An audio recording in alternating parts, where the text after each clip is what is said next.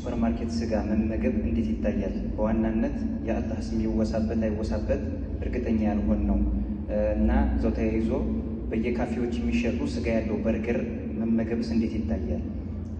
ተመለሰ ደጋግሞ ስለመጣኝ ደጋግሞ መመለስ ለምን ተመልሷል። ስጋው የሚያጠራጥር ከሆነ ምንጩ ተታወቀና ጥርጥር ከሌለ ትጠቀማለህ ነው። የትም ቦታ ሲቀቀል ሳይሆን ሲጠበስ ሳይሆን ሲታረድ ነው ሐላል መሆን አለመሆኑ የሚወሰነው። እዛ ተጠረደ በኋላ ነው እኮ ምግብ ቤት የሚሄደው እንትና የሚሄደው። መጀመሪያ በሐላል ታርዷል የሚል ከሆነ የፈለገው ቦታ ይጠቀስ፣ ችግር የለውም። እና የሚያጠራጥረንን ነገር ያው ማጣራት አለብን። ዝም ብሎ በዘፈቀድ ማለት የለብንም። የማይጠራጥረውን ደግሞ ዝም ብሎ ሸክም ያበዛዋሉ። ያ ደግሞ ዝም ብሎ ሸክም ማብዛትም አግባብ አይደለም ማለት ነው። ራሳቸው ነቢዩ ዓለይሂ ሰላቱ ወሰላም ከማፊ ሶሒህ ሷሃቦች ከገጠር ነበረ ሰዎች ስጋ የሚያመጡላቸው ለገበያ። እዛው አርደው አዘጋጅተው ያመጣሉ። ሲያመጡ እንዴት ነው አንተ ሙስሊም ነህ እንዴ ብለው ይጠይቁታል። አዎ ሙስሊም ነኝ ይላል። እነሱ ግን አያምኑትም፣ ጠረጠሩት። ዝም ብሎ ስጋውን ለመሸጥ ይሆናል እያሉ ተጸየፉት።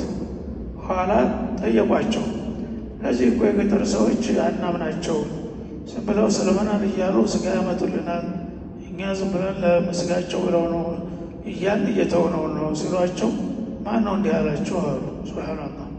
እና ሰሚላህ ወኩል አሉ። ቢስሚላህ ይበልና ብላ ሰለመናል እያሉ እኮ ነው ሰዎቹ። ሆዱን ቀደል ልታየው ነው የምትፈልገው አሉ። እና ሰለመናል ካለ አምናው ደግሞ ታላመንከው ያው ግን ሰውን መጠርጠር ሰውን እንዲጠረጥር እንዲያንተ ማድረግ የለብህም። እና አንተ ለራስህ ቢስሚላህ ብለህ ብላ። ሰውየው በበኩሉ ቢስሚላህ ብዬ ነው ያረድኩት ሙስሊም ነኝ እያለ ነው።